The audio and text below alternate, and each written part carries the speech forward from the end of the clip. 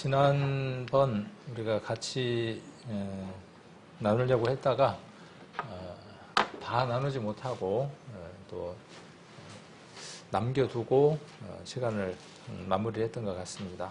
사도행전 2장에 대한 내용은 지난번에도 간략하게 말씀을 드렸지만 오순절날 성령이 임한 사건에 대한 내용을 이야기를 하고 있고 12사도가 그들 앞에서 많은 사람들이 오순절날 성령 임한 사건을 두고 술에 취했다라고 이야기를 했지만 그 시간은 아침 9시였다는 것. 그래서 그것이 술에 취한 것이 아니라 너희들이 말씀을 잘 알고 있는 것처럼 구약에 예언되어 있었던 모든 내용들이 성취된 장면들이다.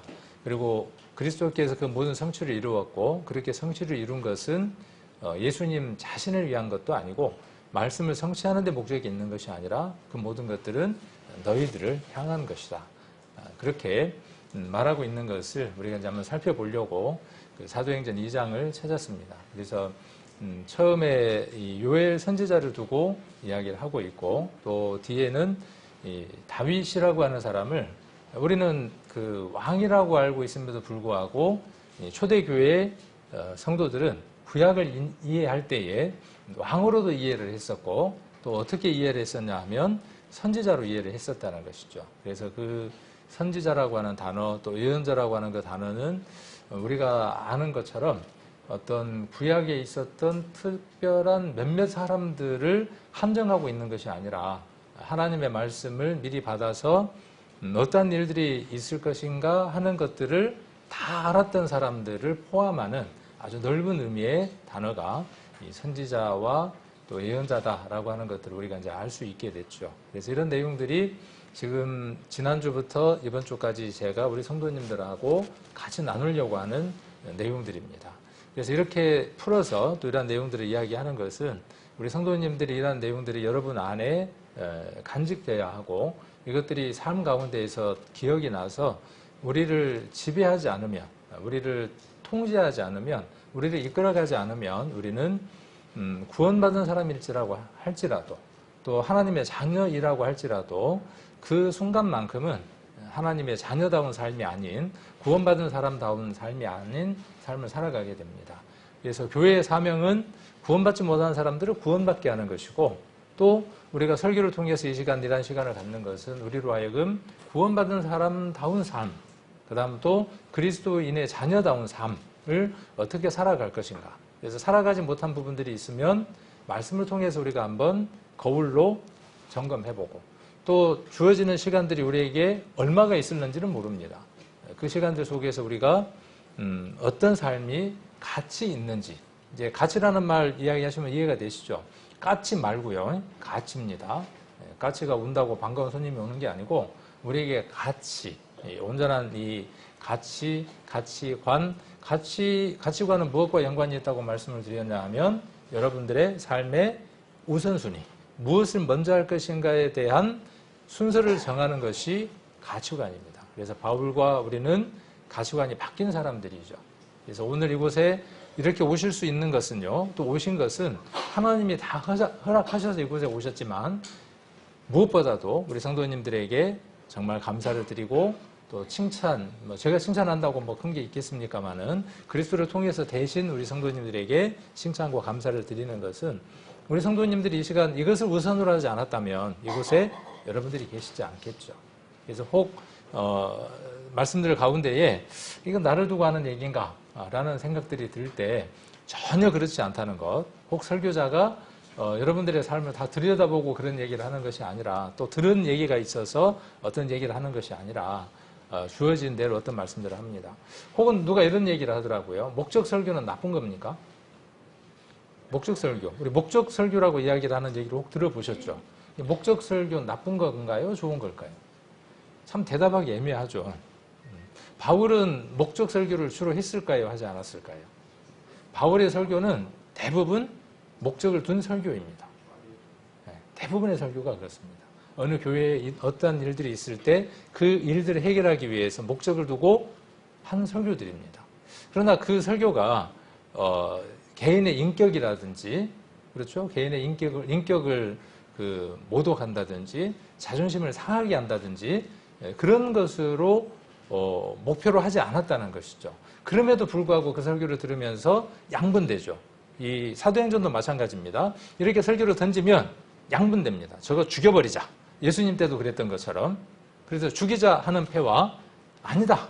우리가 한번 돌아보자 하는 패로 나뉘어집니다. 오늘 이 시간도 마찬가지입니다. 말씀을 들을 때 이건 내가 거부할 건가 거절할 건가 수용할 건가가 나눠지게 됩니다. 그래서 누구를 두고 혹 이야기했을 수도 있습니다. 설교자는 그렇게 들은 것들의 영향을 받기 때문에 그래서 제가 들은 것의 영향을 안 받기 위해서 애를 많이 씁니다. 그러함에도 불구하고 그런 부분들이 개선돼야 되겠다라고 생각이 들면 설교 시간에 목적을 두고 설교를 할 수도 있습니다. 그러나 그것이 다분히 그 사람이나 누군가를 힘들게 하거나 좌절하게 하기 위해서 의도적으로 그것을 말하는 것이 아니라 좀 더 우리가 나은 성숙한 개인, 성숙한 성도, 성도간 교회가 되기 위해서 의도적으로 목적 설교를 할 수도 있다. 그래서 목적 설교는 다 나쁜 것만은 아니고 대부분의 설교는 목적 설교이다. 그러면 제가 지금 이렇게 설교를 하고 있는 것도 목적이 있겠죠. 목적 없이 이 일을 하지는 않습니다. 그래서 오랫동안 우리 교회 안에 부족한 것이 무엇일까? 나나 우리 성도님이나 교회 속에 이러이러한 모습들의 증상들이 있는데 이것을 개선하기 위해서는 어떻게 해야 할까라고 기도하고 말씀을 상고하고 그 속에서 주어진 대로 말씀을 나누고 있습니다. 그래서 우리에게 가장 필요한 것은 무엇이냐면요. 우리들 자신들이 벗겨지는 겁니다. 우리들 자신들이 내려지는 겁니다. 우리들 자신들이 포기되어지는 겁니다. 그 속에서 하나님의 채우심을 입고 그 채우심으로 말미암아 우리가 말하고 행동했을 때 감정이 상하는 게 아니라 감동을 받게 됩니다. 그러니까 아까 제가 말씀드렸던 것처럼 제 목적이 어느 사람을 두고 이야기를 했다면 감정적인 것을 두고 선포했다 그러면 감정으로 받게 됩니다. 그러나 하나님이 주신 마음으로 우리가 설교를 하게 되면 처음에는 그것이 마음이 아프고 쓰리더라도 후에는 감동으로 돌아옵니다.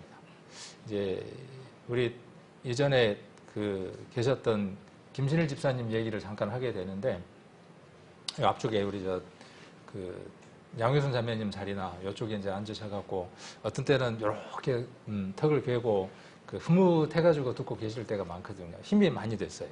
아멘이라고 화답할 때도 이제 있었지만 그냥 이렇게 흐뭇하게 이렇게 바라보는. 그러다가 설교가 끝나고 나면 어떤 때는 살며시 제 방에 올 때가 있어요. 와서 뭔 얘기를 하냐면 목사님 이제 그때는 여러 이슈들이 있었죠. 지금은 이제 그런 것들이 많이 이제 제거되거나 혹은 이제 잠재워져 있거나 또 어디 밑바닥에 이제 내려 있거나 그럴 수 있을 텐데 와서 뭐라고 이야기하시냐면은 오늘 들을 때에는요 목사님이 어떤 의도로 그 얘기를 하시는 건 알겠지만은 누군가는 좀 불편할 수 있는 표현들이 들어 있는 것 같아요. 라고 이야기를 하실 때가 있어요. 조금 제가 좀 불편할 때도 있어요. 왜냐하면 나는 그런 의도가 아닌데. 근데 그 얘기를 듣고 가만히 생각해 보면 맞아요. 제가 분석을 해보면 맞아요. 그러니까 제 의도나 제 생각은 분명히 좋은 것이지만은 누군가에게는 그것이 감동이 아니라 감정으로 들릴 수 있는 요소들이 분명히 있더라고요. 그래서 참 집사님에게는 굉장히 감사하다는 생각을 합니다. 그런 면에서는 귀한 부분을 교제를 하고 살아왔죠. 교회에서는 저는 그럴 수 있어야 된다고 생각을 합니다.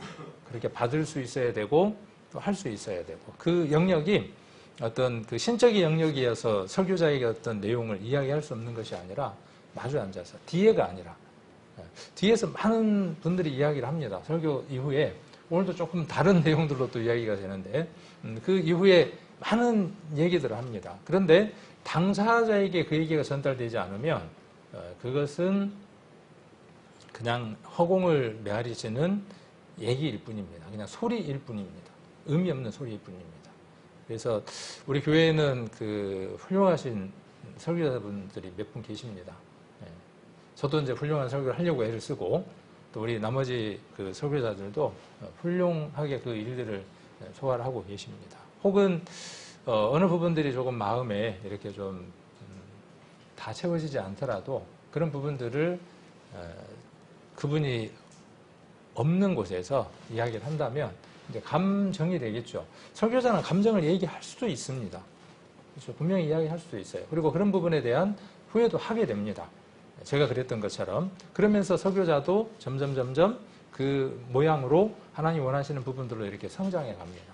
근데 그런 서로 주고받는 것들이 없으면 목사님 설교는 어려워요. 대학교에서 강의하는 것 같아요. 그렇게 이야기들도 해주시거든요. 그런 얘기 뒤에서 많이 하셨죠. 아마 이제 그런 얘기를 모아가지고 저한테 이야기해 주시는 분들도 있어요. 제게 숙제가 쉬운 설교가 제게 숙제입니다. 근데 참 잘 안 돼요. 애쓰고 노력하지만은. 그래서 그런 부분들을 우리 성도님들이 또 설교자들을 위해서 기도해 주시고, 그 다음 또 이렇게 교제해 주시고, 그 다음에 왜 그렇게 설교를 하십니까? 라고 하는 그 책망이나 질책의 얘기보다는 아까 이제 한 집사님 예를 들었지만 와서 드릴 말씀이 있는데요. 그러면 준비를 하잖아요, 일단요. 그죠? 드릴 말씀이 있으면은 드린다 그러니까 받을 준비를 할 거 아니에요. 그래서 뭔 얘기를 할까 하고 이렇게 이제 받게 되고, 불편합니다. 어떤 얘기들이, 이런 부분들이 좀 부족해요. 그러면 실상 정말 마음 상합니다. 우리 성도님들도 마찬가지겠죠. 설교 시간에 나는 풍성하다고 생각하고 잘 살고 있다고 생각을 하는데, 말씀들로 아니라고 이야기할 때마다 불편할 수 있죠. 그러나 거기에서 내 불편함이 먼저가 아니라 내 부족함을 먼저 생각하고 채울 수 있다 그러면 다른 모습들도 성장해 나갈 겁니다. 이게 제가 지금 설교를 하는 목적입니다. 계속 그런 설교를 하고 있습니다. 그래서 혹 불편하거든. 나를 두고 한 30년, 40년이 됐는데도 50년이 됐는데도 신앙에 사람이 없다고 말하고 있구나. 그렇게 받고 내가 그러면 변화되어야 될 부분들이 무엇인가 라고 하는 부분들을 찾아가면 제가 드리려고 하는 이 교회의 목회자로서 목사로서 교회 안에 어떤 것들을 이끌어 가려고 할 때 하나님이 주시는 것들을 선포함으로 우리 성도님들 안에 나타나는 반응이고, 그것이 감정이 아니라 감동으로 우리가 채운다면 많은 게 성장할 겁니다. 지금보다는 더 성장하고 성숙한 모습에 우리 교회 모습이 되지 않을까 하는 생각을 합니다. 또 이런 얘기 하다 보면 시간이 또 너무 많이 가는 것 같아서 본문을 한번 돌아가 보려고 합니다. 본문의 내용 가운데에서 이야기하고자 하는 것은 이겁니다. 결국은 말하고자 하는 것은 우리가 그리스도와 함께 죽었다, 그리스도와 함께 장사됐다, 그리스도와 함께 부활됐다. 바울은 이 얘기를 어디에서 들었겠냐, 어디에서 교제했겠냐, 성경을 통해서 우리가 어떻게 추론하고 합리적인 결론에 도달할 수 있느냐 하면, 먼저 앞선 12사도의 교제를 통해서 바울은 이 사실을 깨달았다.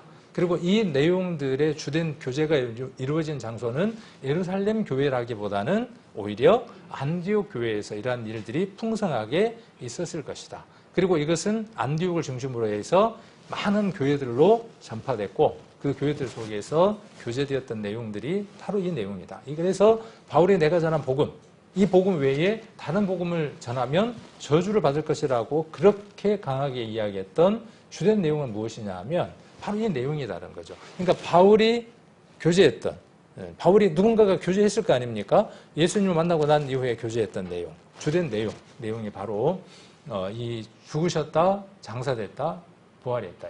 우리는 부활을 기다립니다. 우리에게 신앙은 다시 오실 그리스도를 기다리는 것입니다. 그리고 그분이 오시면 이 허무한 데 굴복한 이 육신, 삶에서 온전한 것으로 변할 것이라고 하는 간절한 소망이 우리에게 있습니다. 바울이 가졌던 소망이고 12사도가 가졌던 소망이고 예수님이 말씀하셨던 그 믿음의 내용이기도 합니다. 그래서 12사도가 그 제자하고 사도하고는 어떻게 다를까요? 한번 찾아보셔야 되겠죠, 그러면. 근데 어느 성경에서는 12사도가 제자라고 제한되어 있기도 하고, 지금 여기 우리가 보는 사도행전에서는 예수님의 제자들을 12사도라고 이야기를 하고 있고, 이 사도들에 의해서 구원함을 받고 교회가 커져나갈 때의 성도들을 제자라고 이야기를 하고 있습니다. 그래서 제자가 하루에 3,000명이 늘어나는 일들이 있습니다. 그러니까 그때 제자라고 하는 단어는 예수님의 12제자를 이야기하는 게 아닌 것이죠. 그래서 이런 차이점들, 단어의 차이점들이 성경들마다 약간 있는 것들을 보고 이해해야 될 필요가 있고, 그래서 단어에 매이면 안 된다는 거예요. 12사도는 반드시 예수님의 제자들만을 이야기한다. 그러면 뭔 문제가 생기게 되죠? 사도행전에서 제자라고 이야기했을 때 단어적인 혼란이 올 수 있죠. 그래서 조금 우리가 그 생각의 폭이나 받아들이는 것들을 넉넉하게 우리가 넓게 두고 성경을 이해하면 성경을 읽을 때 많은 은혜를 누릴 수 있습니다. 그래서 이 12사도는 베드로와 누구를 포함하는 거냐 하면 나머지 11명을 포함하는 겁니다. 그래서 그들이 함께 이렇게 서 있다라고 지난번에 표현했죠. 12명이 이렇게 서 있는 겁니다. 앞에. 한번 그 상상을 한번 해보세요. 얼마나 그 현장이 굉장했겠습니까? 믿음의 그 경험자고 예수님을 직접 보았던 모든 사람들이 앞에 도열해 있고, 여기 12명이 꽉 서 있으면 꽉 차겠죠. 그 중에 한 사람이 지금 요즘 같으면 마이크 들고 있는 겁니다. 그리고 대표격으로 나와서 베드로가 지금 뭔 얘기를 하는 거죠? 내가 지금 너희에게, 유대인들에게, 너희가 지금 누구를 죽였다고 말하고 싶은 것이죠? 예수 그리스도를 너희가 죽였다. 어떻게 죽였다? 법 없는 자를 손을 빌어서 너희가 예수 그리스도를 죽였다. 그리고 뭔 얘기를 하느냐 하면 이 모든 얘기를 하고 난 다음에 2장 38절에서 회개하라라고 이야기를 합니다. 그러니까 그 회개는 이방인에게 외치는 회개와 조금 맥이 다른 회개가 되어집니다. 맥락상으로 보았을 때는. 자, 그래서 유대인과 예루살렘에 있는 모든 사람들에게 이 일, 그렇죠? 이 일은 어떤 일이에요? 요 일이죠. 이 일을 너희로 알게 할 것이니. 물론 이 일은 오순절날 성령 임한 그 내용이겠죠. 앞뒤의 내용들을 보면 알게 할 것이니 내 말에 귀를 기울이라. 15절 사도행전 2장 찾아놓으시면 됩니다. 그리고 15절 때가 제3시니 3시라 그랬으니까 9시라 그랬죠. 6시간 더 하면 된다 그랬습니다. 성경에 나와 있는 시간은 지금 우리가 쓰는 시간과 다릅니다. 우리 옛날에 우리나라에 시간이 있었고 그 시간을 반영한 거기 때문에, 그래서 혹 이게 몇인지 이해가 잘 안 된다 그러면 요즘 성경을 봐도 되고요. 아니면 더하기 6시간을 하면 된다 그렇게 말씀을 드렸습니다. 자, 그래서 너희 생각과 같이 이 사람들이 취한 것이 아니다. 그래서 취한 것이 아니라고 하는 것을 입증을 하는 내용이 후의 내용이 되고, 두 가지로 입증을 하는 거죠. 첫 번째가 뭐냐 하면 요엘 선지자가 예언한 거다. 이 일은 요엘 선지자가 이렇게 되리라고 했던 예언이 성취되어진 것이다. 예수 그리스도로 말미암아 성취되어진 것이고, 오순절날 너희들이 잘 아는 것처럼 오순절이라고 하는 절기가 있고, 그 절기라고 하는 것은 어떤 절기냐 하면 그리스도가 이제 모든 사람 안에 영으로 오신다고 하는 그 요엘서의 말씀을 성취하는 순간이다. 그래서 그것이 성취된 것이다. 오순절은 그 7절기 가운데서 어떤 의미라고 말씀을 드렸습니까? 절기마다 그리스도와 연관됐다 그랬죠. 절기는 그리스도에 관한 절기입니다. 그리스도가 성취할 것들입니다. 6월절은 여러분들이 잘 아시는 것처럼 예수 그리스도께서 어린 양이 되신다죠. 그래서 각각의 의미들이 있고, 오순절은 어떤 의미가 있을까요? 요엘서에 기록되어 있는 대로 그리스도께서 성령으로 오셔서 교회의 몸을 완성하실 것이라는 거죠. 그러니까 오순절은 기간이 있는 거죠. 오순절은 기간이 있습니다. 교회 시대라고 하는 시간을 갖고 있습니다. 그래서 그 성령의 시대, 교회의 시대에 그리스도께서 무엇을 완성하시느냐 하면 교회를 완성하시는 겁니다. 신부를 지금 온전하게 깨끗하게 거룩하게 흠이 없게 만드는 과정들이 지금 성령 시대, 오순절 시대의 이름들입니다. 우리가 지금 예수 그리스도로 말미암는 오순절의 그 일들을 이루어가고 있는 것이죠. 자, 그래서 영을 부어준다 그랬고, 그 다음에 또 다른 선지자 한 명을 이야기하면서 누구를 이야기하느냐 하면 다윗 선지자를 이야기를 하면서, 다윗은 누구를 봤다라고 이야기를 하느냐 하면 예수님을 만났다 그렇게 이야기를 합니다. 우리가 요한복음에 보면 참 재밌는 대목의 내용들이 많이 나옵니다. 그리고 예수님도 이 구절을 적극적으로 가져다가 말씀하셔요. 자기가 어떤 일들이 있을 때 자기를 변호하기 위해서 구약에 있는 말씀들을 가져다가 그 상황과 일치시키면서 지금 이 일어나는 일은, 지금 일어날 이 일들에 대해서 하나님께서 미리 예언해 놓으셨다. 그리고 이렇게 말씀하셨다라고 말씀을 가져다가 자기 자신의 삶에 대해서 일치시킵니다. 그래서 두루마리 책에 나를 가리켜 기록한 모든 것들이 이루어지리라고 말씀하시고 십자가 위에서 그 모든 일을 다 한 구절도 빠뜨리지 않고 이루시고 난 이후에 다 이루었다라고 말씀하셨습니다. 우리가 전도집회 때 들었던 다 이루었다라는 말은 조금 좁은 의미를 어떻게 이해하고 받아들이느냐 하면 우리의 모든 죄를 사하는 그 일을 다 이루셨다라고 우리는 조금 좁게 이해를 합니다. 그런데 우리가 성경에서 보면 그 말씀은 어떤 것이냐 하면 그리스도께서 창세기부터 시작해서 말라기까지 나와 있는 모든 자기에 대한 일들을 하나도 빠뜨리지 않고 다 이루셨다, 그런 뜻입니다. 그 일 안에 작은 것으로 무엇이 들었냐 하면 우리의 구원이 들어있습니다. 그러니까 구원은 우리의 출발점이고 어떻게 보면 시작점이며 아주 중요한 것이지만 전부는 아닙니다. 이것보다 더 큰 것들이 주어져 있기 때문에 그렇습니다. 그러니까 머물러 있어서는 안 되고 자만해서도 안 되고 구원받은 교회, 복음주의 교회가 어떻게 흘러갈 가능성이 농후하냐면요. 바리새인으로 넘어갈 가능성이 아주 농후합니다. 우리는 구원받았는데 너희는 구원받지 못했다는 것으로 율법이 아닌 구원이라고 하는 것으로 모든 것들을 재개되고 너는 구원받지 못했으니까 너는 구원받지 않은 것 같아. 모든 것을 무엇으로 해결하느냐 하면 그것을 해결하는 우를 범할 수도 있습니다. 그래서 다윗은 예수 그리스도를 먼저 봤다 하는 내용들을 이야기를 합니다. 그래서 그런 내용들을 한번 나누어서 살펴보도록 하겠습니다. 그래서 요엘 선지자가 하신 말씀을 이야기를 하는데 잘 보이는지는 모르겠지만 이렇게 보면 그 색깔로 하늘색으로 제가 그 더블 쿼테이션 말을 가져오는 그 표를 했습니다. 우리가 보는 성경에는 이렇게 들여서 썼을 겁니다. 그래서 하나님이 말씀하신 거예요. 뭐라고 말씀하신 거냐? 요엘서에서 말세 내가 내 영으로 모든 육체에게 부어주리니 너희의 자녀들은 예언할 것이요 너희의 젊은이들은 환상을 보고 너희의 늙은이들은 꿈을 꾸리라. 그때에 내가 내 영으로 내 남종과 여종들에게 부어주리니 저희가 예언할 것이요. 그래서 이 예언이라고 하는 것은 지난번에 요엘서를 통해서 무엇이라고 정의라고 말씀을 드렸던가요? 요엘서에 보면 예언이라는 말을 다른 말로 이야기했죠.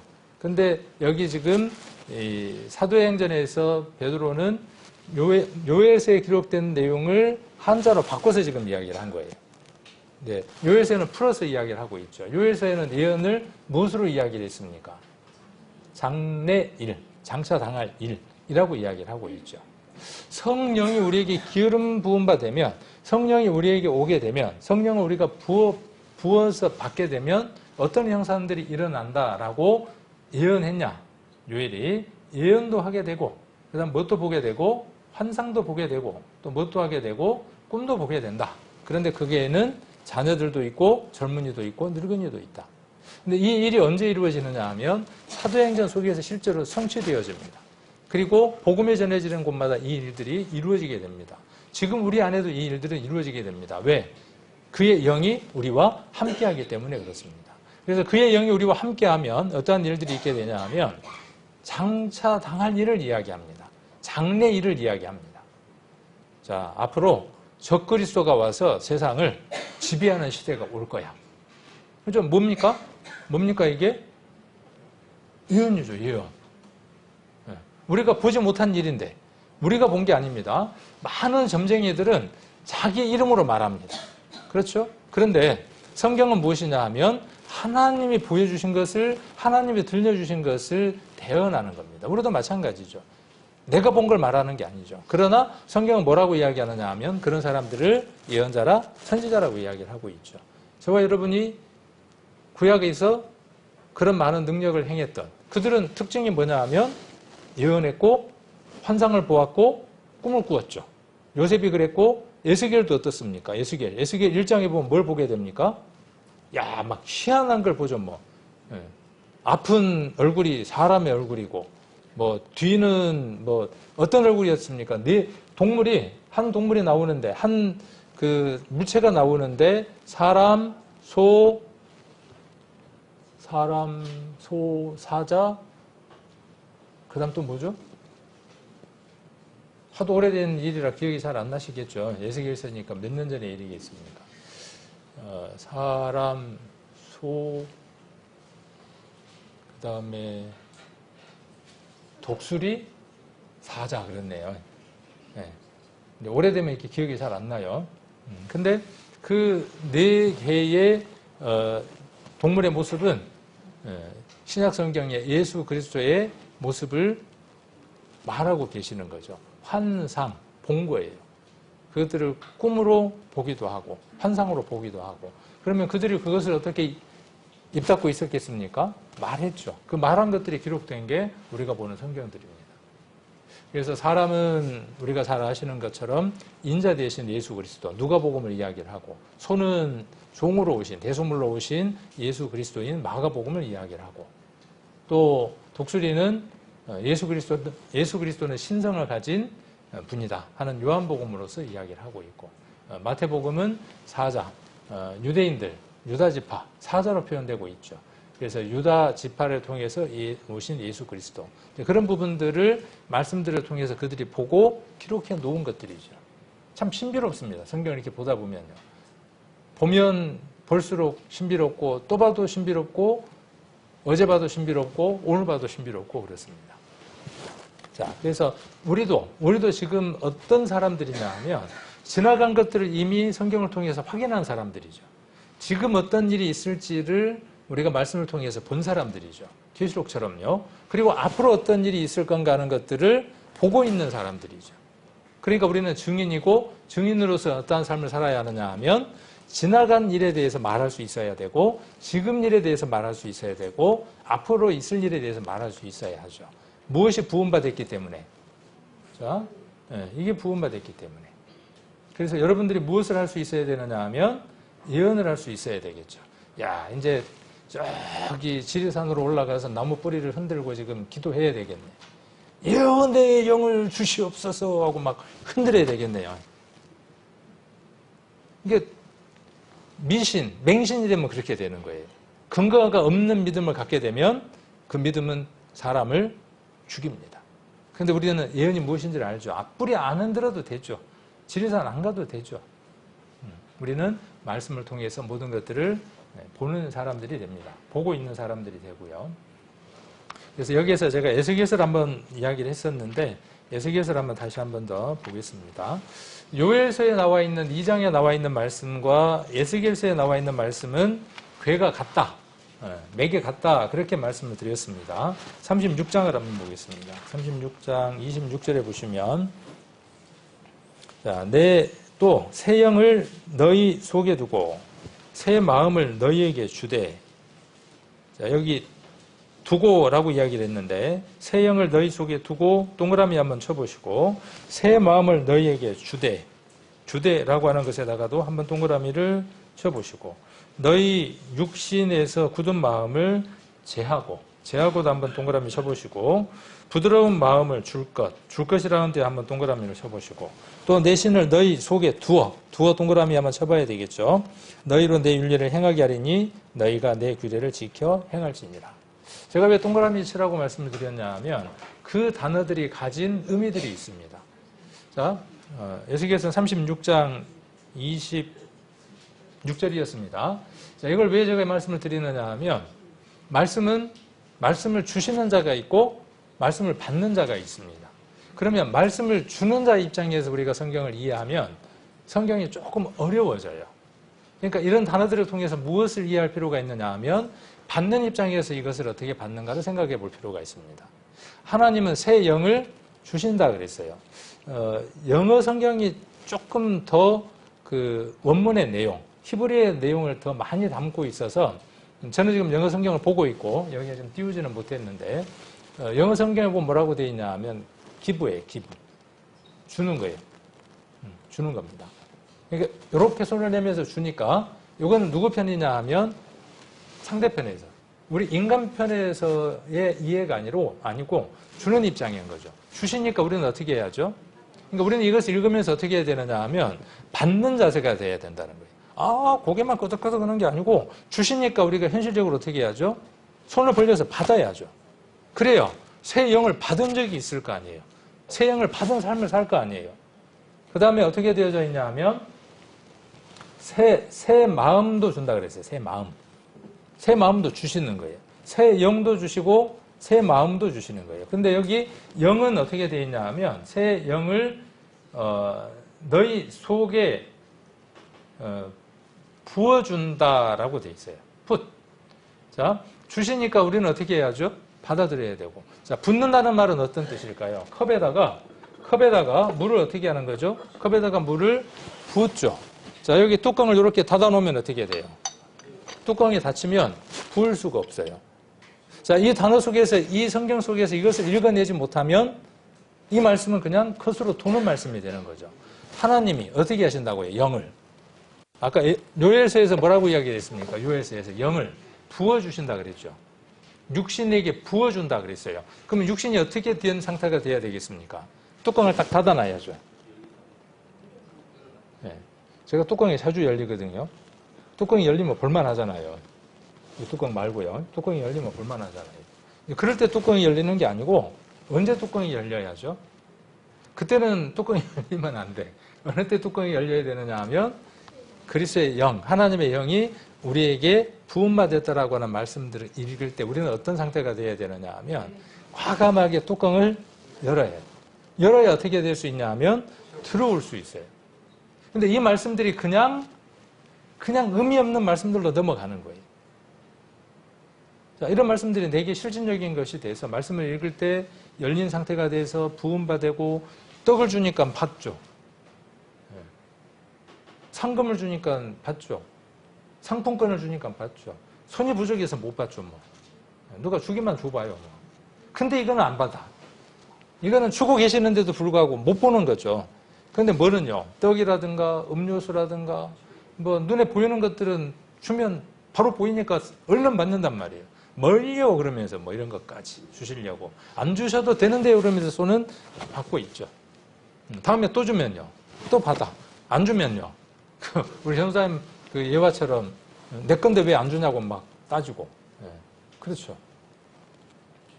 그런데 하나님 우리에게 주시는 것은 우리가 그렇게 받지를 못하고 있죠. 그냥 너무나 이렇게 막연한 것들로 우리가 생각들 합니다. 그 다음 또 뒤에도 보면 우리 속에 너희 속에 영을 부어주신다고 말씀을 하고 계시고 그 다음에 여기 굳은 마음을 제한다라고 말씀하고 계셨죠. 근데 굳은 마음을 영어 성경에는 뭐라고 되어 있냐 하면 돌 같은 마음, 돌 같은 스톤이라고 돼, 스톤이 돌이라고 되어 있어요. 돌 같은 마음을 어떻게 하느냐 하면 가지고 가요. 가지고. I will take away라고 되어 있어요. 그러니까 영어가 주는 어떤 의미들은 어떤 것이냐 하면 그것을 가지고 가시는 거예요. 오셔가지고 어떻게 해요? 우리 속에 들어오셔서 우리 속에 있는 돌 같은 마음을 어떻게 해요? 탁 쥐고 어떻게 하신다고요? 가신다고요. 그런데 들어오게도 못하고 그렇죠. 오셨다 그러는데 오신갑다 오셨는갑다 그러고 어때요? 오셨으니까 오셨겠지 뭐. 오셨다고 또 이야기해야 되고 오셔서 그분이 어떤 일을 하실 수 있도록 이 돌 같은 마음을 가지고 가실 수 있도록 take away 가지고 가셔야 되겠죠. 가시고 가. 누가? 내가 갖고 갈 수 있어요? 없어요? 없어요. 그러니까 내비둬야죠. 내가 가지고 갈 수 없으니까. 그분이 오셔서 그분만이 이것을 가지고 가실 수 있어요. 가지고 가시고 무엇으로 그러면 대체를 해주신다는 겁니까? 무엇으로 다시 주시느냐 하면 신선한 것으로, 새 것으로, 프레시. 신선 배송 누가 제일 잘합니까? 서울에서 당일 배송, 새벽 배송 막 하더라고요 요즘요. 저녁에 몇 시 전에만 주문하면 새벽에 딱 문고리에다 걸어놓고 가. 신선식품이에요. 여러분들은 신선식품입니까? 상해버린 식품입니까? 이 굳은 마음은요 상한 거예요. 얼마나 우리가 상한 마음으로 살아갑니까? 그렇죠? 그래서 나오는 게 뭐가 나와요? 상한 마음이니까 뭐가 나와요? 생선 대가리도 나오고 생선 썩은 냄새도 나오고 구원함을 받았지만 그러고 살아가는 겁니다. 하나님의 능력 안에서 살지 못하는 거예요. 능력은 이때 그 능력 속에서 살아가지 못하는 거죠. 누가요? 제가요. 제가 그런다고요. 너무 답답해 죽겠어. 바울이 그렇게 외치지 않았을까? 근데 바울하고 저하고 비교할 수 없겠죠. 얼마나 많은 걸 받겠습니까? 오라 나는 곤고한 자로다. 이 사망의 몸에서, 냄새나는 이 몸에서 누가 나를 끄집어내 주실 수 있을까? Take away, 가지고 가실 수 있냐? 뭐 저거죠. 요즘 말로 뭐예요? 그 커피집에서 뭐 합니까? 테이크 아웃 하잖아요. 그러니까 밖으로 끄집어내야 하는 거예요. 우리는 이런 예배들을 통해서, 성도들을 통해서 그러한 삶들로 이어져 가야 되는데, 우리들 교제를 통해서 만일 우리가 그 굳은 마음들이 더 굳어지고 상한 그 마음이 더 상해져서 폭삭 썩어버리는 마음이 된다 그러면 누가 문제일까요? 자, 누군가가 문제를 줬겠죠. 그러니까 내가 마음이 상했을 거 아니에요. 내가 상처를 받았잖아요. 그죠? 상처를 받았다 그러잖아요. 누군가가 줬으니까 내가 받았을 거 아닙니까? 내가 또 주기도 할 거 아닙니까? 근데 그걸 누가 해결할 수 있느냐 하면 준 사람도 해결할 수 없어요. 받은 사람도 해결할 수 없어요. 그 사람이 무릎 꿇고 사과하면 조금은 속은 시원해지겠지만 근본적인 문제는 해결이 안 돼요. 이 모든 문제는 어디에서 해결되느냐 하면 그분에게 그것을 드릴 수 있어야 돼요. 그분이 가져가실 수 있도록. 그런데 우리는 이것을 그분에게 맡길 때 뭘 보게 되느냐 하면 십자가를 보게 됩니다. 그 십자가 위에 내가 품고 있었던 모든 것 때문에 그분이 십자가 못 박혔던 것들을 바라보게 됩니다. 그러면서 우리 안에 모든 것들이 눈 녹듯이 깨끗하게 해결되는 마음의 감동들을 받습니다. 그래서 누가 사과해서가 아니라 해결된 마음으로 신앙생활을 하게 되죠. 근데 그거를 마지막 시대에는 어떻게 한다고요? 우리 디모데 후서인가요? 용서치 못한다. 그렇게 이야기를 하고 있죠. 원통함을 풀지 않는다. 그렇게 마지막 시대의 내용들을 이야기를 하고 있습니다. 자, 그래서 이 새 영에 대한 이야기를 했고, 그 다음에 여기 보면 우리가 19절로 20절 한번 보시면 피와 불과 연기다. 심판의 날 때의 표현들이죠. 출애굽기를 보면 이런 모습들을 우리가 볼 수 있습니다. 그래서 하늘에는 기사, 그리고 땅에는 징조가 있고, 그리고 20절에 보시면 주의 크고 영화로운 날이 이르기 전에, 자, 주의 크고 영화로운 날은 뭐겠습니까? 사도행전으로 다시 돌아갔습니다. 2장 20절로. 주의 크고 영화로운 날은 그리스도께서 말씀하신 그 날이에요. 머지않아 주님이 다시 영광 중에 오시겠다고 하는 날입니다. 그날이 이르기 전에 해가 변하여 어두워지고 달이 변하여 피가 되리라. 이 말씀은 한 번 이루어진 말씀이기도 하고 한 번 더 성취될 말씀이기도 합니다. 이 요엘서의 내용을 베드로가 선포할 때는 예수님이 십자가에 못 박혀 돌아가셨을 때 이런 일이 있었을 때로부터 채 7주가 지나지 않았습니다. 왜? 오순절이니까. 그런데 예수님이 십자가에 못 박힐 때 어떤 일이 있었습니까? 지금 20절에 있었던 이 사건이 있었습니다. 예수님이 십자가에 못 박히셨을 때 몇 시간 동안? 3시간인가요? 한번 찾아볼까요? 마태복음에. 마태복음 20 몇 장인가요? 한번 찾아보시면.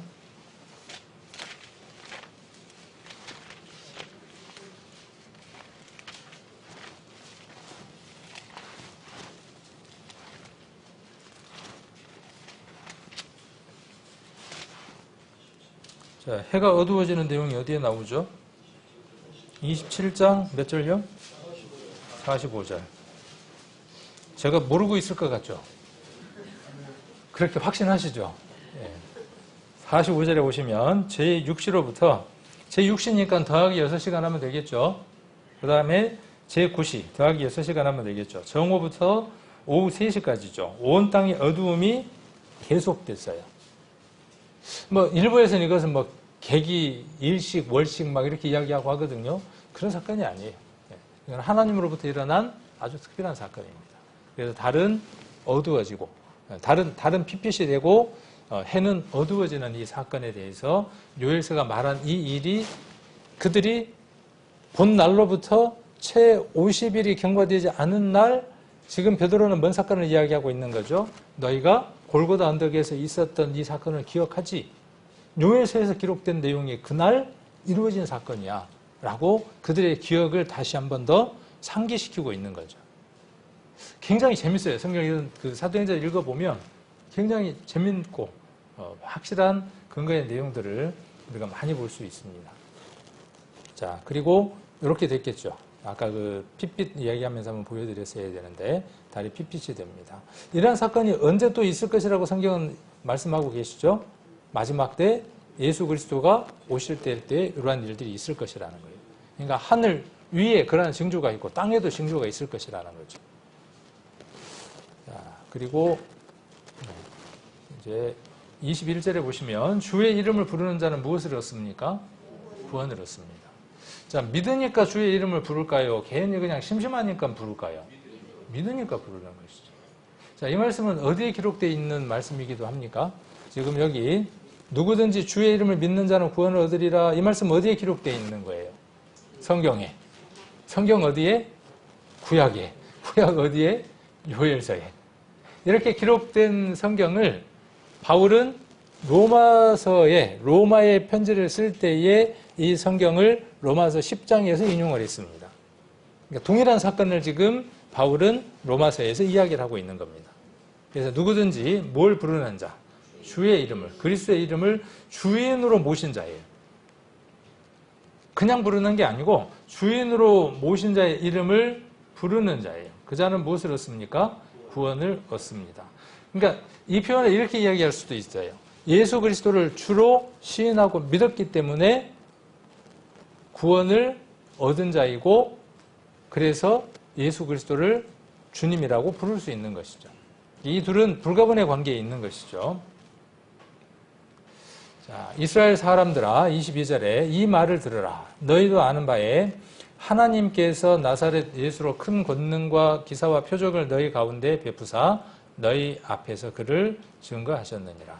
아까 이 권능과 기사 표적 이런 것들은 앞에 있는 하늘로부터 또 그 해가 어두워지고 달이 바뀌고 하는 그런 부분도 되겠지만 더 크게는 나사렛 예수니까 예수 그리스도께서 3년 반을 사시면서 큰 권능을 행했죠. 죽은 자를 살리고 병든 자를 낫게 하고 뭉둥병을 치유하시고 이 모든 것들은 사람이 할 수 있는 일이다 없는 일이다. 사람으로서는 할 수 없는 일이다 그 말이에요. 뭉둥병을 낫게 하는 것은 불가 영역이에요. 사람의 불가 영역이에요.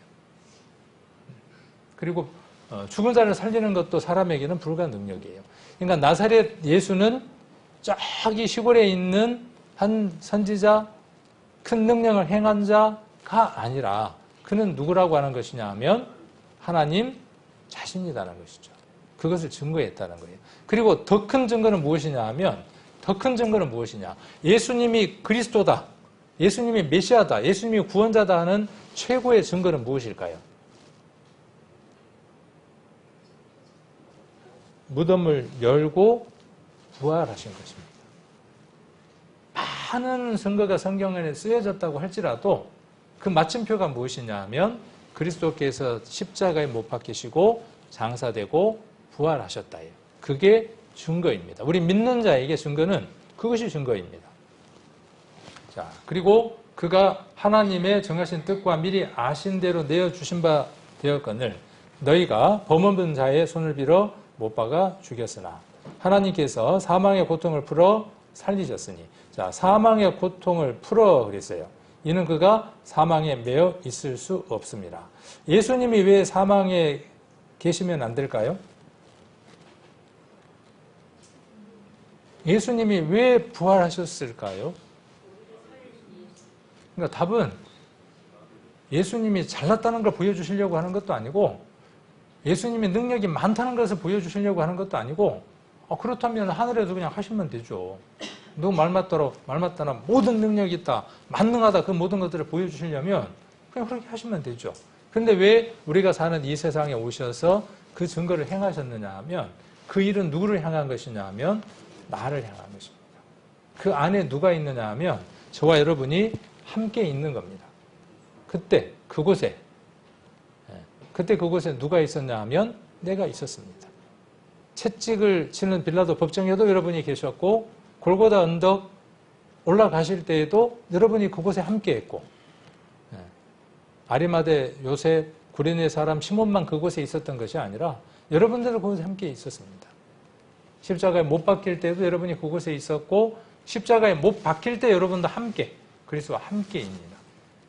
뛰면 여러분은 그리스도의 사람이 아닙니다. 그래서 이 사망의 고통을 풀어주시려고 하는 것은 누구 때문이냐 하면 저와 여러분 때문입니다. 하나님에게는, 예수님에게는 사망이 힘쓸 수 없어요. 힘쓸 수가 없습니다. 사망은 아무런 조건이 되지 못합니다. 그것을 보여주시는 겁니다. 그리스도 안에 있는 자에게는 사망이 더 이상 왕노릇 할 수 없다는 거예요. 자, 그런 내용들을 지금 이야기를 하고 있는 겁니다. 그래서 사망의 고통을 풀어주시려고 하는 거고, 요한복음 한번 찾아보겠습니다. 요한복음 5장 24절이죠. 우리가 전도집회 때 많이 들었던 말씀이기도 합니다. 요한복음 5장.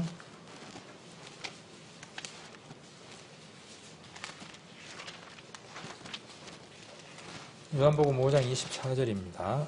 내가 진실로 진실로 너희에게 이르노니 내 말을 듣고 또 나 보내신 이를 믿는 자는 영생을 얻었고 심판에 이르지 아니하나니 사망에서 생명으로 옮겼느니라. 그러니까 이 사망은 그리스도와 함께하는 사망이어야 합니다. 그리고 장사됨은 그리스도와 함께하는 장사됨이고 이 생명은 그리스도와 함께하는 생명입니다. 그러니까 저와 여러분 안에 있는 생명은 여러분이 힘쓰고 노력해서 얻은 생명이 아니라 그리스도가 오심으로 말미암는 생명입니다. 그래서 그리스도가 여러분 안에 없으면 그리스도의 사람이 아니고 그리스도의 생명으로 여러분이 있게 되면 여러분은 어떠한 삶을 살게 되느냐 하면 그리스도의 생명을 사는 겁니다. 개는 야옹하고 짖습니다. 왜 개가 야옹하고 짖냐 하면 개이기 때문에. 지금 정신이 막 없어요, 지금. 제가 정신이 없는 것 같죠? 개는 멍멍하고 짖습니다. 왜? 개니까. 그리스도의 생명으로 사는 것은 당연한 거예요. 개가 멍멍하고 짖는 것처럼, 고양이가 야옹하고 하는 것처럼, 만일 우리에게서 그리스도의 생명이 없다 그러면 우리는 본질적인 생명을 이런 말씀들을 통해서 살펴봐야 될 필요가 있습니다. 25절에 보시면, 사도행전 2장 25절에 보시면 이제 다윗 얘기를 합니다. 다윗이 기록한 말씀을 이야기를 하면서 시편 16편을 인용을 합니다. 찾으셔도 되고 여기 나와 있으니까 그대로 보셔도 됩니다. 25절에 다윗이 저를 가리켜 가로되 내가 항상 내 앞에 계신 주를 배웠으며. 자, 여기 내가는 누굽니까? 자, 한번 우리 생각해 봅시다. 내가는 누구냐 하면 다윗. 내 앞에, 다윗 앞에 계신 주. 이 주는 누구겠습니까? 예수님입니다. 예수님. 예수 그리스도를 이야기를 합니다. 그런데 그분이 언제 계셨다고요? 잠깐 계셨다고요? 늘 계셨다고요? 항상 계셨다고요. 그러니까 다윗 앞에 주님은 그때도 계셨고 그 예전에도 계셨어요. 그분이 지금 누구 앞에 계시느냐 하면 저와 여러분 안에 계시는 겁니다. 어렵나요? 이것을 수용하는 게 믿음이에요. 이 새로운 지식을 성경이 말하는 바를 내가 수용하는 것. 아까도 말씀드렸지만 내 안에 있는 그 바위처럼 딱딱한 것, 수용하지 않으려고 하는 그것을 내어버리고 예수 그리스도가 십자가에 못 박히셨을 때 그것을 테이크 어웨이, 가지고 가게 하시고 내 안에 풋 넣는 겁니다. 강하게 넣는 겁니다. 이것을 넣는 거예요. 그래서 항상 내 앞에 계신 주예요. 그분은 어떻게 했어요? 여기 배웠어요. 계시는데 안 봐. 다윗은 어떻게 했다고 지금 간증하고 있는 겁니까? 그분이 내 앞에 항상 계셨고, 그러니까 다윗은 어떻게 했다는 거예요? 항상 배웠다 그 말이에요. 항상. 저와 여러분의 삶이 이 삶으로 나아가는 것이 우리 삶의 구원받은 사람들의 목적지입니다. 과정이기도 하고요. 자, 그랬더니 어떻게 됐어요? 나로 어떻게 했습니까? 요동치 않게 하시기를 그랬어요. 그랬더니 요동을 안 해요. 더하기 뭐예요? 더하기 그가 내 우편에 계시는 거예요. 네. 감사하죠. 네. 자, 이것은 두 가지로 우리가 이해를 해볼 수 있어요. 자, 다윗이 누구를 가리켰기 때문에 이야기를 하고 있습니까? 저를 가리켰어요. 저가 누구니까요? 다윗이 저니까 예수님이죠. 예수님. 그러니까 두 가지 맥락 속에서 한번 이해를 해볼 수 있어요. 다윗의 고백이기도 하고 예수님께서 하나님을 향한 고백으로 이 말씀을 이해할 수도 있고, 그 다음 또한 우리가 우리의 신앙 속에서 이루어져야 할 내용인 것으로 우리가 이 말씀을 받을 수도 있어요. 자, 그러므로 26절에 보시면 이러므로 내 마음이 기뻐하고 내 입술도 즐거워하고 육체도 희망에 거합니다. 이는 내 영혼을 음부에 버리지 아니하시며 주의 거룩한 자로 썩음을 당치 않게 하실 겁니다. 주께서 생명의 길로 내게 보이셨으니 주의 앞에서 나로 기쁨이 충만하게 하시리로라 하였으니. 다윗이 지금 누구를 보고 지금 이야기를 하는 겁니까? 예수님을 보고 다윗이 지금 말하고 있는 것이죠. 자, 그렇게 예수님을 보았더니, 그런 삶을 살았더니 항상 주 앞에 뵙고 예수님이 우편에 계셨더니 요동치 않았고, 마음은 어떻게 됐습니까? 마음? 아까 에스겔서라든가 요엘서에서 영을 부어주셨으니까 새 마음이 된 거죠. 부드러운 마음이 된 거죠. 자, 그래서 마음은 어떻습니까? 기쁩니다. 기뻐. 마음이 기뻐요. 그 다음 입술은 어떻습니까? 즐거워. 마음이 기쁘니까 입술은 뭘 하느냐 하면 즐거움을 드러내요. 그러니까 간증이에요. 이걸 가리켜서 뭐라 그러냐 하면 간증이라 그래요. 또 반대된 것도 있겠죠. 우리의 마음이 굳은 마음이었어요. 그 굳은 마음이 어떠한 입술에 우리 삶의 결과를 만드는가를 드러내는 것도 간증이에요. 간증은 두 가지죠. 우리가 구역 모임이라든가 여러 모임에서 간증하는 것은 이 두 가지라는 겁니다. 내 마음이 어떻게 굳어져 있었는지, 어떻게 썩은 냄새가 났었는지, 그것을 어떻게 그리스도께서 가지고 가셨는지, 그리고 내 안에 어떤 마음이 채워져서 내가 어떤 입술로 어떻게 살았더니 하나님이 어떠한 역사를 보여주셨는가를 우리가 간증 시간에 이야기하는 거죠. 메모 잘 하셨다가 이 양식에 맞춰서 우리가 저기 구역 집회라든가 이런 곳에서 우리가 나누면 됩니다. 우리가 이제 회별 교제 때에도 마찬가지가 되겠죠. 그리고 육체는 희망을 갖습니다. 자, 그리고 여기 내 영혼을 음부에 버리지 아니하시며, 자, 누구의 영혼이기도 하느냐 하면 다윗의 영혼이기도 하고 예수님의 영혼이기도 하고 나의 영혼이기도 합니다. 성경은 이렇게 이해하시면 굉장히 쉬워요. 그 말하는 화자의 자신의 것도 되고 그리스도를 향한 것도 되고 나를 향한 것도 됩니다. 이렇게 우리가 성경을 읽을 수 있으면 풍성한 유익을 누릴 수 있습니다. 그래서 내 영혼을 음부에 버리지 아니하시며 주의 거룩한 자로 썩음이 담지 않게 하실 것이다. 이 사건의 성취가 뭡니까? 십자가의 사건이고, 이것을 일평생 정한 사람이 누구냐 하면 바울입니다. 사도들입니다. 자, 주께서 생명의 길로 내게 보이셨으니 주의 앞에서 나로 기쁨이 충만하게 하시게 하시리로다 라고 이야기를 했습니다. 자, 형제들아, 내가 조상 다윗에 대하여 담대히 말할 수 있으니 다윗이 죽어 장사되어 그 묘가 오늘까지 우리 중에 있도다. 다윗이라고 하는 사람은 너희들이 생각한 것처럼 대단한 사람, 그러니까 국부인가요? 나라를 만든 사람입니까? 어떻게 보면.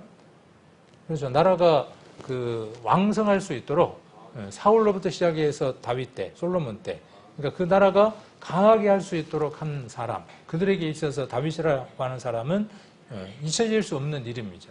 그런데 뭐라고 이야기합니까? 근데 죽었어. 그런데 뭔 얘기를 하느냐 하면 그가 죽은 것으로 끝나는 것이 아니라 앞에 기록되어 있는 대로 그의 영혼도, 그의 육체도 썩지 않음을 당할 거라는 거예요. 자, 영도 어떻게 됩니까? 자, 영도 음부에 버리지 않게 되고 그 육체도 어떻게 돼요? 썩임을 당치 않게 되는다. 누가? 그리스도가 그런 것처럼 다윗도 그렇게 된다. 다윗이 그런 것처럼 누구도 그렇게 된다? 저와 여러분도 마찬가지다. 그 말이에요. 자, 그는 선지자라. 다윗은 선지자라. 하나님이 이미 맹세하사 그 자손 중에서 한 사람을 그 위에 앉게 하시리라 하심을 알고, 다윗은 뭘 알았다는 거예요? 예수님이 자기 후손 중에 예수 그리스도께서 오실 거라는 걸 마태복음 1장을 미리 본 사람이 누구예요? 다윗이다. 그렇게 지금 베드로가 이야기를 하고 있는 거죠. 자, 그러면서 미리 본 거로 그랬어요. 미리 본 거예요. 그러니까 예언하는 거죠. 저와 여러분은 미리 보는 사람들이죠.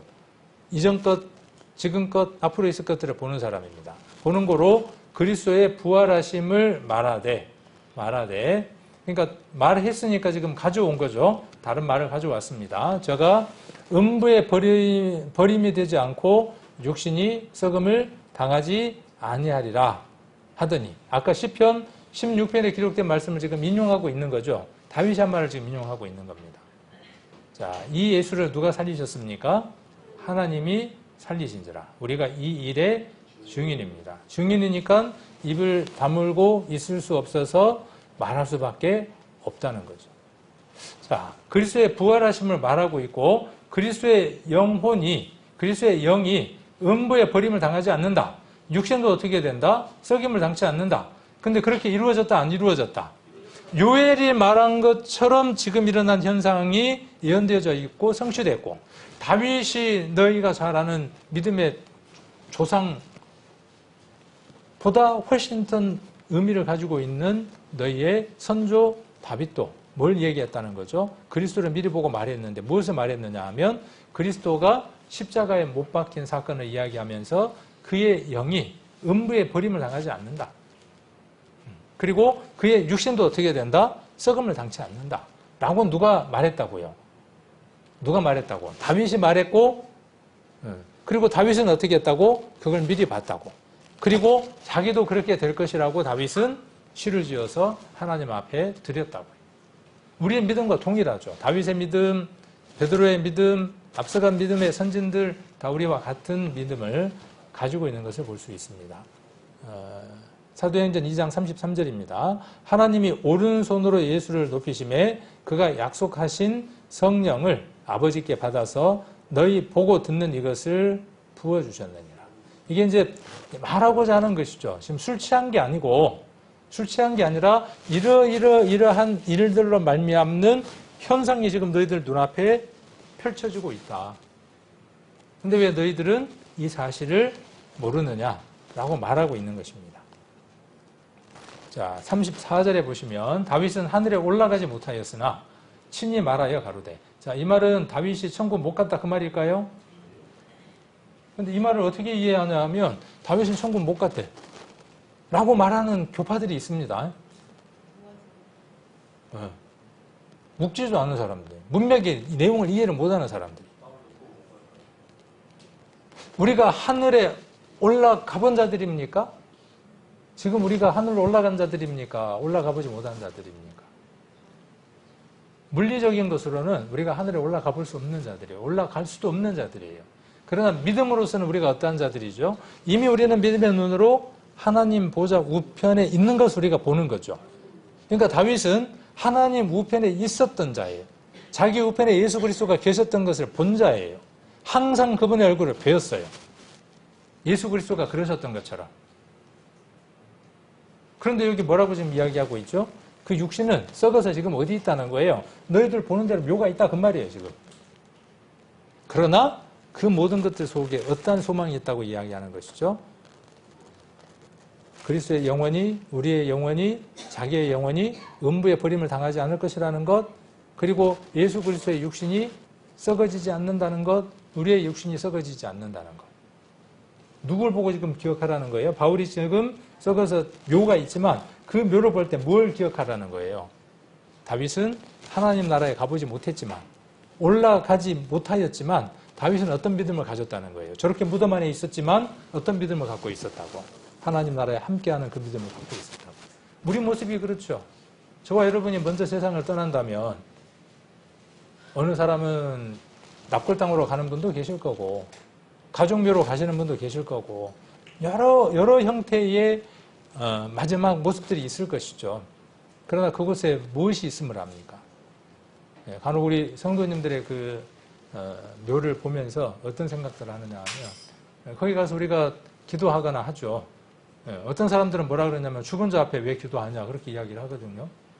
근데 여러 생각들을 가질 수 있어요. 우리가 가서 죽은 자를 위해서 기도하는 것이 아니라 여기 지금 베드로가 이야기했던 것처럼 그들의 죽음을 보면서 썩어서 흙으로 돌아간 그 육신인 그 형제들 누군가를 바라보면서 우리는 무엇을 말하느냐 하면 그가 곧 부활할 것이라고 하는 것을 말하죠. 그 소망 가운데 우리는 기도하는 겁니다.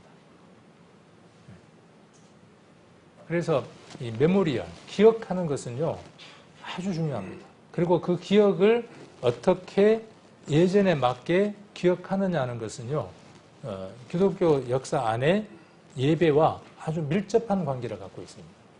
우리에게 형식이 필요합니까? 필요치 않습니까? 필요 없다 그러면 얘가 안 해야 돼요. 그렇죠? 그냥 아무렇게나 하면 돼요. 살아가는 동안에는 우리가 그 내용에 맞는 옷을 입어야 합니다. 형식을 갖춰야 합니다. 우리가 지금 교회 안에 의자들, 또 교회 안에 직분자들, 목사를 두는 이유도 무엇 때문에 그러냐 하면 우리가 갖고 있는 그 내용과 밖에 있는 사람들에게 복음은 우리들을 위한 것이기도 하지만 복음은 밖으로 전해져야 하는 것이기 때문에 그들에게 맞는 옷을 입는 겁니다. 그렇죠? 그들에게 맞는 옷을 입어가는 거예요. 그것이 교회가 세상과 타협하고 있는 것이 아니라 예전으로서 그러한 것들을 해나가는 겁니다. 그래서 우리 성도님들 가정 가운데 가족들이 소천하시거든 그런 부분에 대한 것들을 깊이 생각하셨으면 좋겠어요. 내 아버지나 내 가족들이 나보다 먼저 세상을 떠났을 때 그들의 믿음을 내 가족들에게 또 후손들에게 어떻게 전달해 줄 수 있는가에 대한 이 생각들이 있어야 된다는 것이죠. 그냥 죽었으니까 흙으로 돌아갔으니까 끝나버렸다. 그리고 아무렇게나 하면 안 된다는 것을 우리가 이러한 말씀들을 통해서 한번 생각을 해볼 수 있을 겁니다. 그래서 내 주께서 자 그래서 다윗이 올라가 보지 못했지만 친히 말하여 가로되 주께서 이 주는 누굽니까? 주께서 내 주에게 말씀하셨어요. 그럼 누굴까요? 자, 주는 누구고 내 주는 누구예요? 참 재밌어요. 그러니까 보면 하나님이 예수님에게 그렇죠. 말씀하시기를 이 내용은 어디에서도 다루고 있느냐 하면 히브리서 1장에서도 다루고 있는 내용입니다. 어떤 천사를 두고 내 아들이라고 말한 적이 있냐? 우편에 앉으라고 한 적이 있냐? 없다. 그 말씀을 할 때에도 이 시편 110편을 인용하고 있습니다. 여기도 동일하게 지금 이 내용을 이야기하고 있고 이 내용은 예수님도 인용하고 있는 내용이기도 합니다.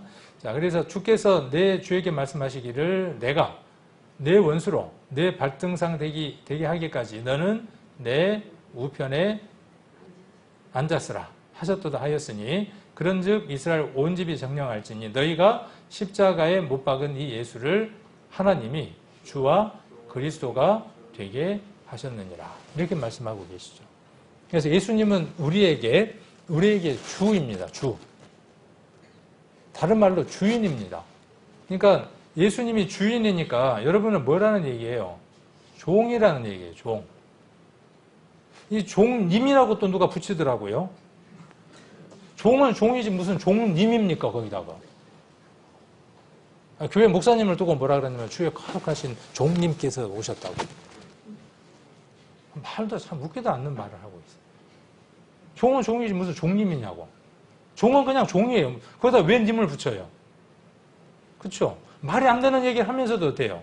말이 안 되는 얘기를 하면서도 말인 것처럼 포장해서 허용되는 공간이 어디냐 하면 믿음이라고 하는 것을 갖고 있던 집단들이 그럴 가능성이 많아요. 종은 그냥 종입니다. 여러분 종님 아닙니다. 그냥 종이에요. 종은 어떻게 표현해야 되냐면 종놈이라고 표현해야 좀 시원해요. 그죠? 종님이라 그러면 이상해요. 종놈이야. 종놈이니까 어떻게 부려야 돼요? 경외해야죠. 경외. 근데 예수님이 세상 말로 뭐냐면 시다발이에요. 전문 용어죠. 시다발이가. 시다발이에요. 예수님이. 누구도 시다발이에요. 하나님도 시다발이에요. 왜 그러냐? 그리스도의 형상을 닮아서 새롭게 창조된 성도를 하찮게 여기고 함부로 대하고 함부로 말하는 것은 누구를 그렇게 대하는 것과 동일한 것이냐 하면 통일한 거예요. 지극히 적은 자에게 한 것이고 내게 한 것이라 그랬는데 여기서 한 가지 더 누가 그러고 사냐 제가 예시를 짓고 합니다. 자아 비판하는 거예요. 저도 그래요. 아직까지 진행형 가운데 있으니까. 그러니까 그냥 냅두라고요. 그러니까 당연하게 냅두는 게 아니라 발버둥을 쳐야죠. 그래서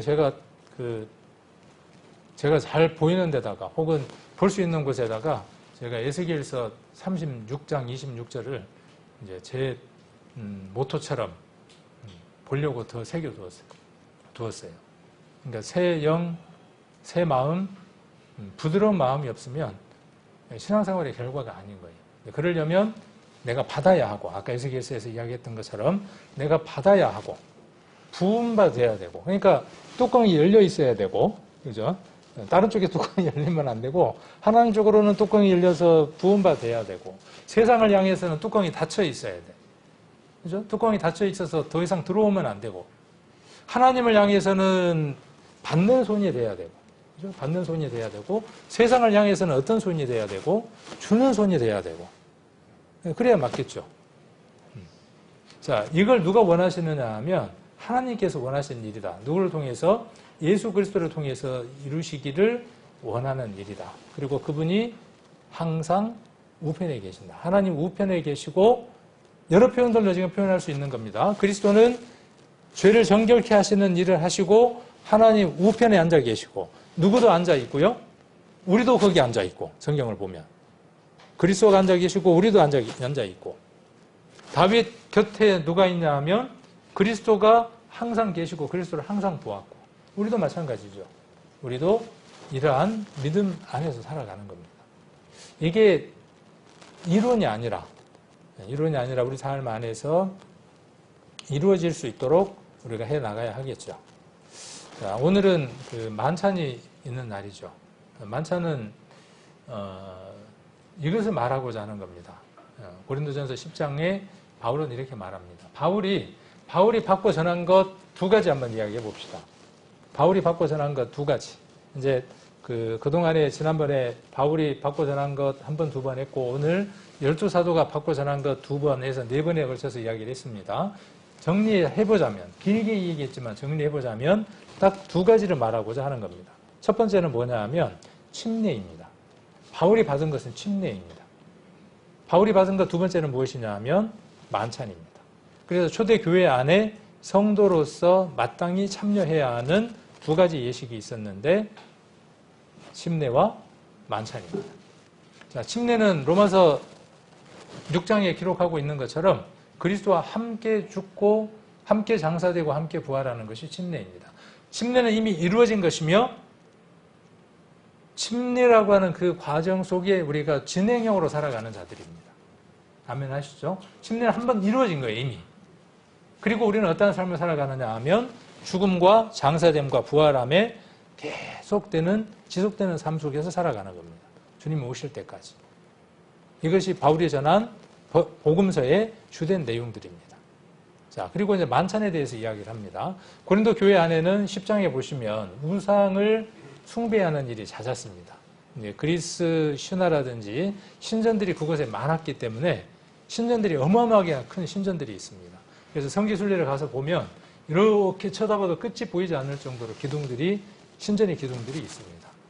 그곳에서 제사를 지내고 마지막 클라이막스는 뭐냐 하면 창녀가 아닌 그 신전에 신을 섬기는 여자와 마지막 성적 교접을 갖습니다. 그게 이교도들의 풍습입니다. 그리고 거기에서 무엇이 나오느냐 하면 신에게 바쳤던 음식들이 시장 안으로 쏟아져 나옵니다. 가난한 사람들 그것을 먹을 수밖에 없습니다. 어떤 성도들은 믿음이 있어서 저기 나온 저 음식은 아무것도 아니야. 음식은 하나님이 기도함으로 거룩해진다고 말씀하셨으니까 어떻게 먹어도 상관이 없어. 라고 생각하는 성도들도 있고 어느 성도들은 시장에 나와 있는 음식을 먹는 그 성도를 보면서 찝찝해 죽겠는데 저걸 먹으면서 넘어갈까? 근데 먹어야만 하는 거예요. 그 상황들이. 그런 것들이 혼재되어 있을 때 바울은 이 교훈을 갖고 지금 말씀하고 계시는 겁니다. 그래서 하나는 어떤 교훈을 이야기하느냐 하면 너희가 교회 안에서 만찬을 나누지 않느냐. 떡과 포도주를 먹고 마시지 않느냐. 이 떡과 포도주를 먹고 마시는 것은 그리스도에 함께 되는 것이다. 참예하는 것이다. 교제하는 것이다. 그렇게 이야기를 하고 너희가 그리스도와 함께 교제한 자인데 어떻게 귀신의 잔과 귀신의 음식을 먹음으로 그것과 교제하는 자가 되어서는 쓰겠느냐 하는 내용을 10장에서 말하고 있는 겁니다. 저는 생각이 그런 것 같아요. 그거 알면은 찌집에서 못 먹을 것 같아요. 거기 아무것도 없지만은. 바울은 결론을 무엇을 냈느냐 하면 저것이 어느 형제에게 걸림이 되면 내가 저거 일평생 안 먹을게 라고 바울은 이야기를 했습니다. 그래서 우리는 결론적으로 이야기한다 그러면 그런 음식들에 대해서 욕심낼 필요 없습니다. 그거 아니어도 먹을 만한 것이 충분히 있는데 물론 그때는 그것이 그들에게 생존의 필요였기 때문에 참으로 어려운 일이었겠지만 지금에는 이거 지키는 것은 쉬운 일입니다. 율법으로서가 아니라 우리의 삶에 있어서 그리스도를 닮아가는 모습에 있어서는 거부하는 것이 훨씬 더 은혜롭습니다. 이제 추석이라든지 뭐 우리 여러 제사들이 가족들의 제사들이 있거나 할 때 거기에 동참하느냐 마느냐의 문제가 있을 때 믿음이 큰 것인 양 뭐라고 이야기하느냐 하면 그 제사 때 나오는 거 먹어도 괜찮아요 라고 이야기를 합니다. 그러나 믿지 않는 사람들 눈에도 교회 다니는 사람들은 제사 음식 안 먹는다라고 알고 있습니다. 그래서 우리는 거절할 필요가 있습니다. 거절할 필요가 있고 이게 수용이 되면요 가족들도 압니다. 그래서 어떻게 하느냐 하면 밥을 주면서 뭐라 그러냐면 이거 상이 안 올라간 거야 그러고 줘요. 그런 배려들을 해요. 그래야 무엇이 이루어질 수 있느냐 하면 그들에게 복음을 담대하게 이야기할 수 있어요.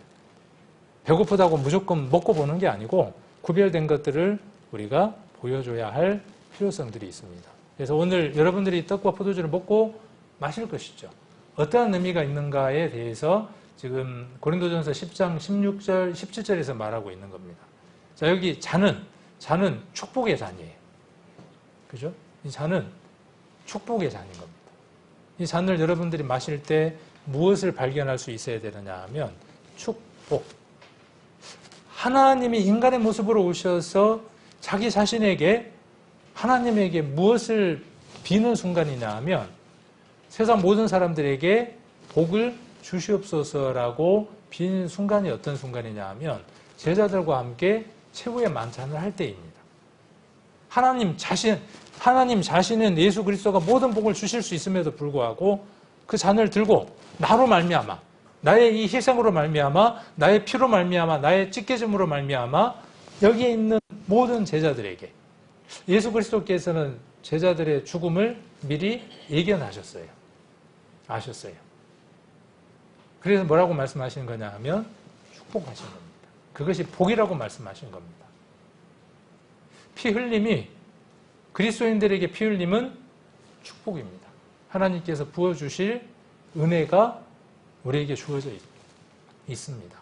떡은 우리 집례자들이 하나의 떡으로 된 것을 나누죠. 집례자들이 나누고 그다음에 어떻게 하느냐 하면 이제 우리가 하나씩 입에다 넣죠. 저기 잔은 여러분들이 못 보셨지만은 준비하시는 분들이 하나에 있는 통에 있는 그 포도즙을 잔에다가 하나씩 딴 겁니다. 예수 그리스도 한 몸에서 찢겨진 피로 말미암아 쏟은 그 피를 우리가 함께 마시는 거죠. 한 몸에 우리가 동참하는 겁니다. 잔을 마시는 것도 한 떡에 우리가 동참하는 것도 다 우리가 피에 또 몸에 참여하는 겁니다. 우리가 한 떡, 한 몸에 참여합니다. 이것을 이야기하는 겁니다. 이것을 말하는 것입니다. 식구라는 말은 어떤 뜻이냐 하면 밥을 같이 먹는다는 뜻입니다. 입을 먹는다. 밥을 먹는다. 입이 밥을 먹는 거죠. 그러니까 한문으로 보면 입이 뭔가를 먹는 거죠. 함께 뭔가 먹는 거예요. 식구예요. 그래서 우리가 이 떡과 포도주를 먹고 마시는 것은 우리가 한 식구인 것을 다른 사람들에게 공포하는 거죠. 그 공부를 해보면 이 만찬에 대한 것도 많은 공부가 필요하더라고요. 그리고 이제 이 만찬을 얼마만큼 예전에 맞춰서 은혜롭게 서로 감동을 받을 수 있도록 만찬을 행하느냐 하는 것도 연구해야 될 부분들로 많은 연구를 합니다. 초대교회에는 우리처럼 이렇게 만찬하지 않았습니다. 어떻게 만찬했을 것 같아요? 여기 앞에 모든 게 준비가 되어 있고 여기 앞에 준비되어 있고 어쩌면 이제 천주교 모습이 그 원형을 많이 갖고 있을는지도 몰라요.